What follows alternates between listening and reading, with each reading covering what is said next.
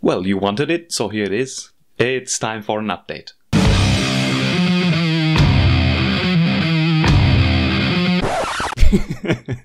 I'm kidding. I'm not doing an intro anytime soon. Alright, so as you can see, I'm back from the Terraristika, which is the self-proclaimed largest exotic animal convention in the world, and I did get quite the haul. Actually, I didn't even get everything. The rest is just food though. But before we get to that, let's go over what actually changed with the animals I already had. And I guess let's start with the bad news. So, there were a few unexpected deaths, sadly. And one or two expected ones, I'll be honest, but let's start with the ones that hurt me the most first. One of the two Poecilotheria metallica slings that I had simply died for no apparent reason that I can at least think of.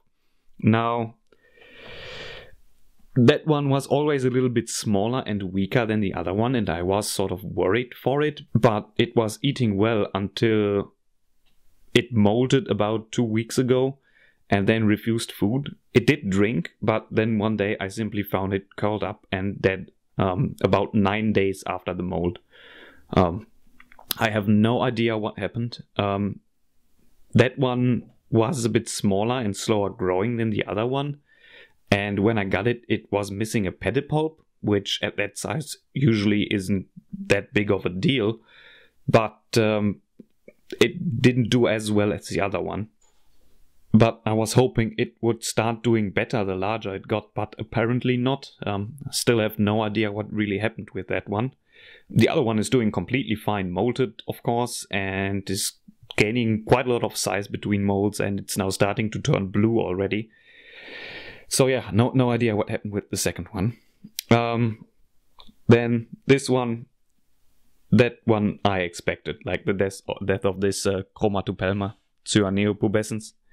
I got two of these at the same time, at the same size, and this one didn't even mold once since spring, didn't eat basically anything, and then just one day just curled up and died. I still haven't removed the little box because that happened just 2 days ago, and I didn't get to it yet. The other one is, again, completely fine, molted, and is eating like a machine, but this one's simply like the complete opposite, just a weak spider.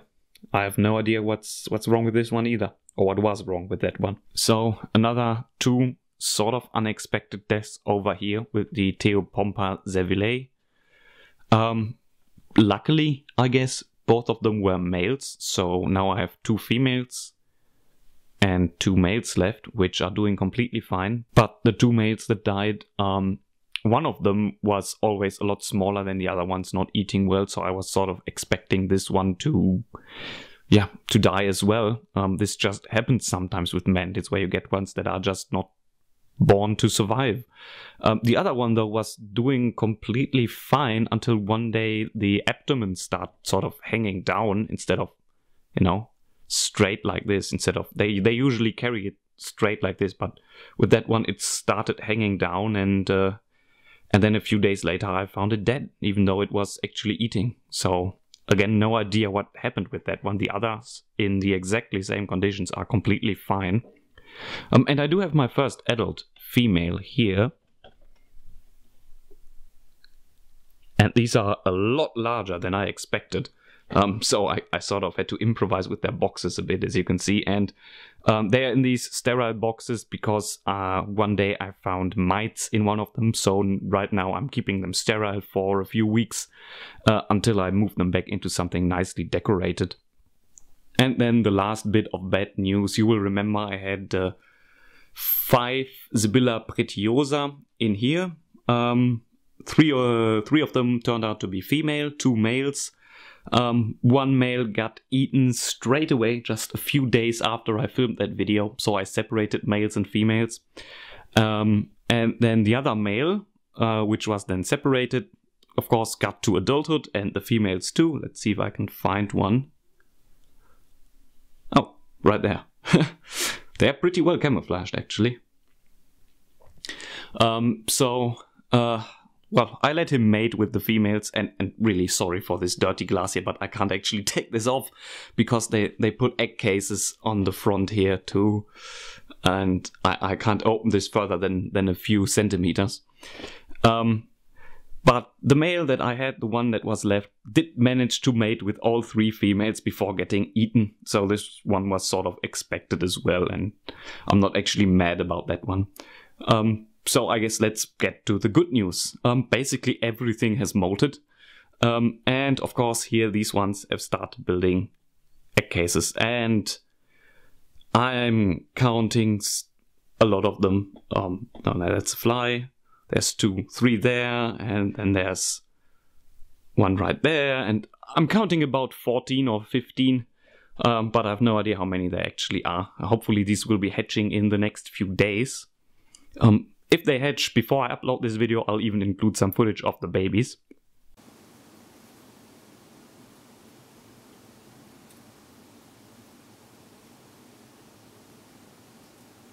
The Metalyticus violaceus have also been busy, and they've produced the first ooth as well, and maybe we can even see it from over here.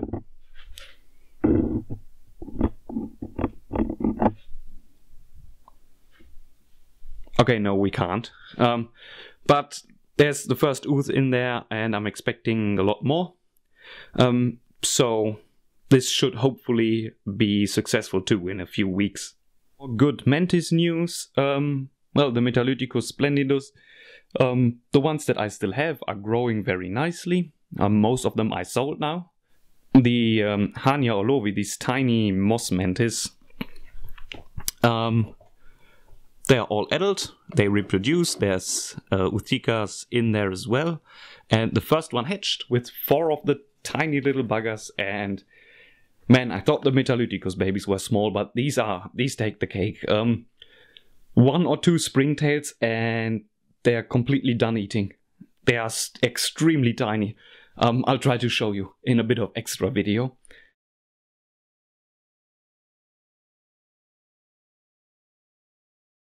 The Heteropoda slings, I sold almost all of them. These are the ones that I've got left. There's 18 of them. Ignore the text on the little vials.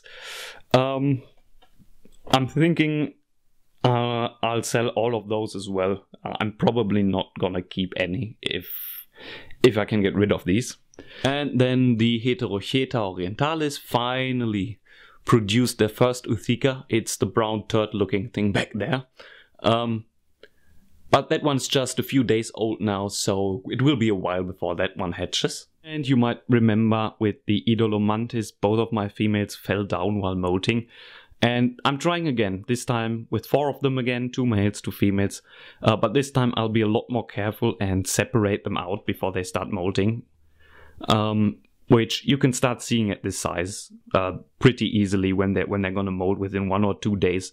So I'll take them out for them to mold in peace, so the others don't disturb them, and then put them back together. Now there's 3 in here, 2 males and 1 female, and I've got 1 more, which is in this separate box over here because she's a lot smaller. So I'm keeping her separate until she's caught up in size because, yeah, they tend to be quite cannibalistic actually. As for the other animals, like I said, basically everything has molted from my big Poecilotheria to, of course, all the tiny slings have molted, some even twice. So I had to rehouse a lot of them. You'll know the Linothele. I showed that on video. So that's the first one that I rehoused, and you can see how dense the net is now after a few weeks. And the second one got rehoused as well, and her net is not quite as dense yet. The Lampropelma violaceopus is getting quite big and is now in a separate box, and my Psalmopus eminia also. And she's out all the time, and yes, there's a serious problem with these fungus nets in there. I'll have to find some way to get rid of them permanently because this is getting out of hand. Now I do have a way to get rid of them temporarily, and that's over here. I've got this carnivorous plant over here that's catching them by the dozens, but in the boxes themselves they still are quite abundant. I've got none flying right outside of the boxes, at least not many, but in there this is probably really annoying for the spider, so I hope to do something about these. I'll have to look something up. The Heteroscodra maculata has her own terrarium now, right next to where the Phidippus regius female was. This is where the male used to be in. So she sort of ignored this cork tube thing that I built her and instead is sitting right back there. But as she grows, she will hopefully take to that. She can stay in there for quite a while. This is a bit oversized for her, but she's finding her food, so everything's well. The Davus pentaloris, or Cyclosternum fasciatum, if you prefer that name, which is wrong, have also been rehoused, and again, these boxes are quite oversized for them, but they're growing so quickly, I kind of want something where they can stay in for a while. The Heteropoda boyae female is back in her terrarium after I fished all of the babies out of there, which was a lot of fun, trust me. That was a good few hours I spent in the bathroom, because you can't do this anywhere else, they're way too fast. Then both of the Grammostola pulchra slings have also molted again, and they're in these much bigger boxes now. And I still think this isn't actually that slow growing of a species. They seem to be growing at a quite normal pace. They've molted 3 times in 6 months, so I don't think that's very slow for this size. Alright, then new animals. Now this one is one I didn't get in Hamm. I actually got this one a few weeks ago already. This is male Heterometrus petersi, one of the giant Asian forest scorpions. This one doesn't get quite as large as the largest ones, but has a very nice blue shimmer under UV light or under sunlight. I'll try to include some footage of him, but rarely, very rarely comes out. I've seen him maybe twice since I got him, and also doesn't eat all that much actually, so I can't even really get feeding footage for you, sorry. So you'll have to just stare at this dirt box.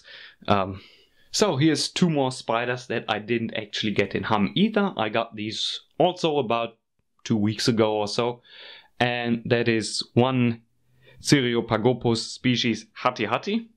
And I'll be honest with you, initially I got this one because of the name.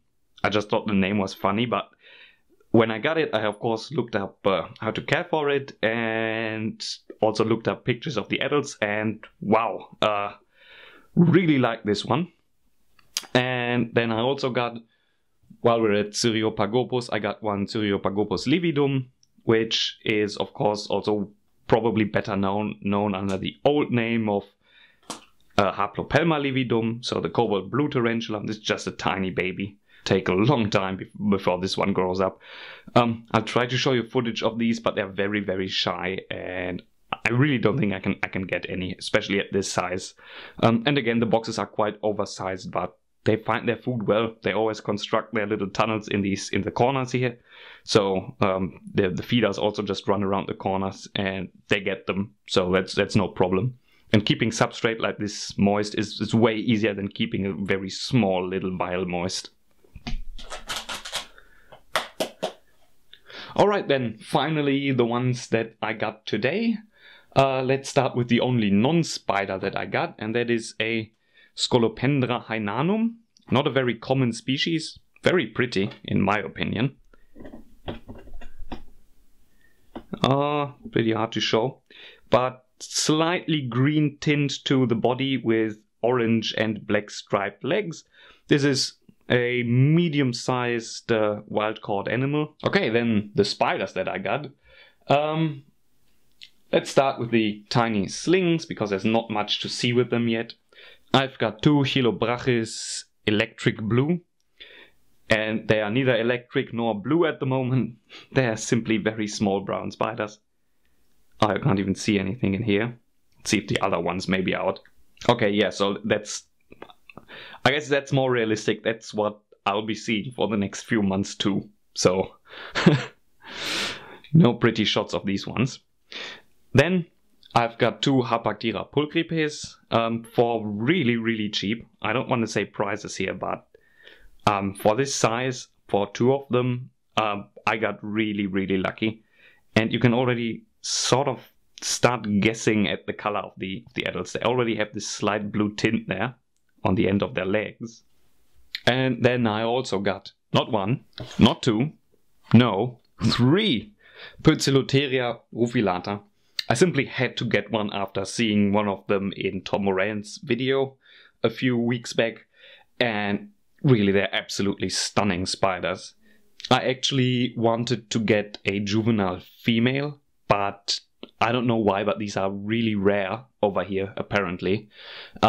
So I didn't find one, but I did find these unsexed, rather large slings actually. And now let's hope this doesn't go wrong. Okay, over there in the corner. You can see this is pretty decent size. So I got 3 of these for very, very cheap.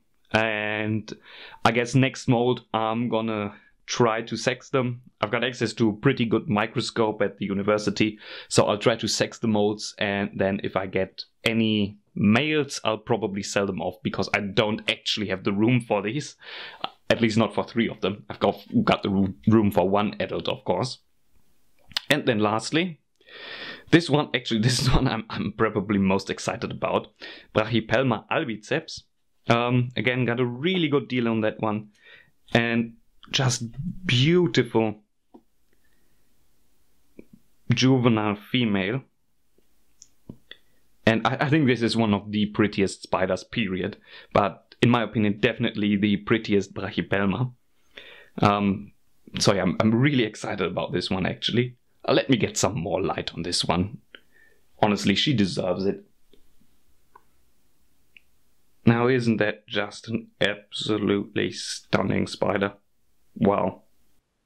So I still have to put all of these into their proper enclosures, and I did film it, but I sort of screwed up and forgot to turn on my microphone.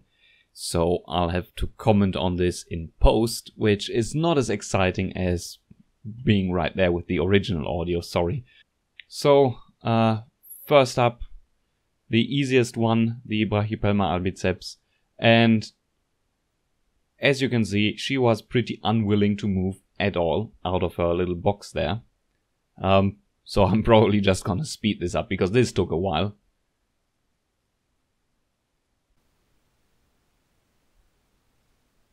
And then with some gentle prodding, I finally convinced her to move over into her box right there.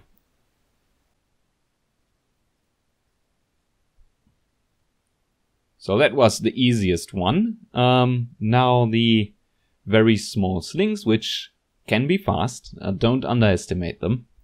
First, the 2 Hopaktira pulchripes slings, and this is what I did for them. Lots of ventilation, as you can see, and quite high substrate in there.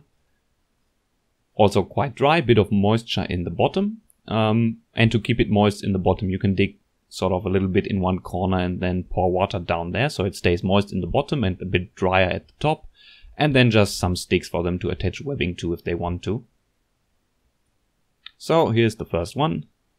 I'm gently, very gently trying to get the sling out of there, but goes out and then decides, oh no, that's not for me, and then runs back in. And now for a second time. And I think the third time it actually worked, and it just jumped down right there. Okay, so that was pretty easy. And then I did get out my macro lens to get a bit of a closer shot. And you can see the tips of the legs. While they're not blue yet, they are a different color, so sort of indicating how it's gonna look like when it's adult. Which is pretty neat, I think, at this size. And then that's it in there. probably gonna start webbing up pretty soon and digging in one of the corners. Alright, so the second one, again in here. This one's slightly larger than the other one, I think. I'm not actually sure. But same technique. Just holding the opening over the new enclosure and then gently prodding it on the butt to go out, and it jumped down, and that's it. Very easy.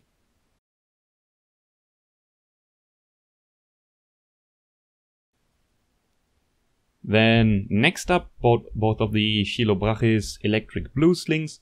Now these want quite a bit of moisture, and as you can see, even deeper substrate, because these are fossorial spiders, especially as slings. They will dig a lot and very intricate tunnel systems, and I did wet this down. I'm not gonna keep it this wet, but just for the beginning I did wet everything a little bit down. And then I put a piece of bark in the corner like this, and they usually start their tunnels right there behind there. So that's sort of how I control where the spider goes. Like this, I can usually still watch them for a bit until their tunnels get way too deep. So the first one, and I'm sort of searching in here because they of course build tunnels in these little vials too. And both of them were sitting at the very bottom, so I did some digging until finally I found the spider. Even smaller than the Hopaktira pulchripes, these two. And of course absolutely no sign of the adult coloration yet, and then it just ran straight out the vial and to the bottom, which makes it easy for me. So I just very gently put this down and give it a little poke, and there it is.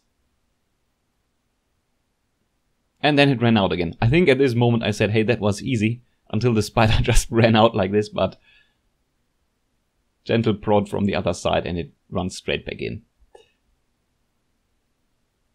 And then the second one, again, completely dug up and webbed up everything in there. Hopefully it's gonna do that in the big one as well. Did some digging here too, until I finally found the spider in the very bottom. And then I did get the other light out, so you can see it a bit better here for a second. And again, this one was very easy, and sorry, I kind of forgot to focus here. Okay, I did actually correct it. And there we go. Close that one too, and done with the small ones. Now, the Poecilotherias, which have at least the potential to be a lot worse than these small ones when rehousing them. Especially the Rufilatas are apparently very flighty and sort of nervous. So that is how I set them up for right now. Not quite as moist, but the substrate is slightly moist, and as you can see, sloped in the back. That way, if they want to dig, and especially juveniles seem to actually dig quite a bit, they've got more room to dig, and then in the front here, a lot more room to just hang out and wander around with the substrate a lot less deep. So, first one. Alright, so spider is right there, actually pretty well camouflaged against the dirt. And again, if you're looking for like rehousing advice for fast and venomous animals, don't look at this channel. I'm not doing this very professionally. As you can see, I just put the entire thing in there and then I poke the spider until it runs out. But these weren't as nervous as I was expecting, so none of them really bolted and got panicky very quickly. So just a little bit of prodding here and positioning, and as you can see, neither aggressive nor really very skittish at all. Just sort of curls up. Might be the stress from the transport earlier, because I did drive about an hour to the convention. And then it just slowly walks into the cork tube. No problem at all. So, first one done, 2 more to go. And here's the setup for the second one, same thing. And then there's the box, and there's the spider. Again, sort of just annoying the spider out of there. runs straight over. I take the box out. And then I got a little bit of a shot here of the spider. They're very pretty at this size. And done. Easy. This one was a bit more complicated because I couldn't quite put the little transport box in there like I wanted. And then below there's a spider. Now this one was a little bit more nervous than the others, but still no threat postures or anything, but did sort of react a lot quicker than the other ones. But also just ran out like this, and then it sat on the, or rather it sat below the box. So this is the point where I don't use my fingers anymore. I did get my tongs out here. And yeah, and it ran straight into the cork tube. And then I accidentally dropped the box there and put dirt everywhere, which was great. But the spider is safe in that little cork tube there. And yeah, I'll get a light out here to show you. It's down there.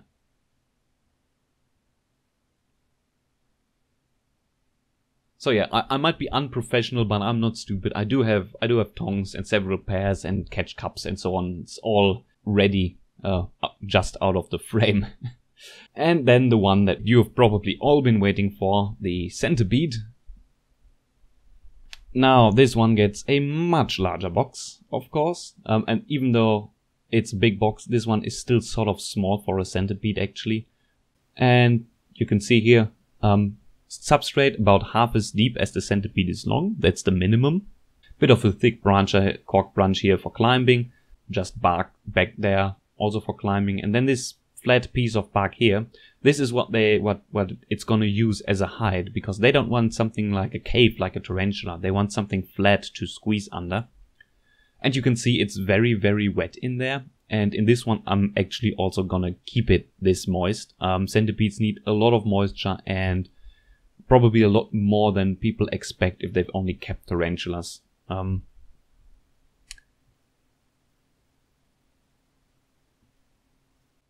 So here I'm carefully opening the box and trying to keep the centipede calm, because once they panic, they can go really quickly, but if they don't panic, they're actually not that bad. I think that their reputation as being super aggressive is also pretty undeserved actually. So there's the animal. Absolutely beautiful in my opinion. And still sort of calm. So first I tried prodding it out of the box, but it just wanted to go down and probably burrow. So instead I take the paper here and just lift the entire thing out and put the centipede on the branch here. And it still hasn't panicked. Just sort of calmly looking around for a place to go. And that's it. That's all there is to it. That really wasn't very complicated or nerve-wracking. And then here I was sort of worried it might just go over and out of the box. Which is why you always have two pairs of tongues when working with centipedes, because you would have to use the first one for it to walk onto, then put it back. And if the centipede decides to run up, you have to drop them because you can't shake it off. They hold on way too quickly. And you can see here, the first thing the centipede actually doing instead of escaping is it started to drink, which means it probably wasn't moist enough in that box where it was in, and it sort of dehydrated, and they dehydrate very, very quickly. So here it's just drinking. And another thing that I noticed while taking it out, it's way too thin. This is what a really hungry, underfed centipede looks like. You can see from the side. They've got this bottom plate and the top plate, and there's a skin between called the pleural skin, and that is really, really flat in this one. There's almost no distance. There's just basically the distance between the two plates is how thick the leg is, but there should be a bit more like girth to a centipede. So I did feed this one straight away, which is what you're seeing here. And sorry, I sort of fucked up and it wasn't in the frame very well. I just gave it a cricket here. Nothing spectacular to see there, just sort of calmly grabbed it. and then started eating straight away, which is really a sign that this centipede was really, really hungry when I got it. Because after the stress of transport and rehousing, for it to grab a cricket like this right away, yeah, it had to be pretty hungry. And I fed it 3 more crickets that day, so 4 big crickets, and it took all of them, like the same night. So yeah, I'm gonna have to try to get it a bit fatter over the next few days and weeks. Probably gonna give it something like 10 or 12 crickets over the next week. So right, that was it for the new animals I got and stuff that's been happening. I'm working on a much more extensive video, actually 2 of them, about the 2 topics that I actually know stuff about, which is centipedes and praying mantis. And we'll see which one comes out first. But no promises. These are a bit more complicated than anything that I've done so far, because I really want to get a lot of good footage and also a lot of information into these that you don't usually find in other videos or even online. Searching for them can be quite a pain, so I just sort of want to make a video where everything is in one video that you can go back to and watch. Alright, thank you for watching and see you next time. Oh man, I almost forgot to show you the most important part.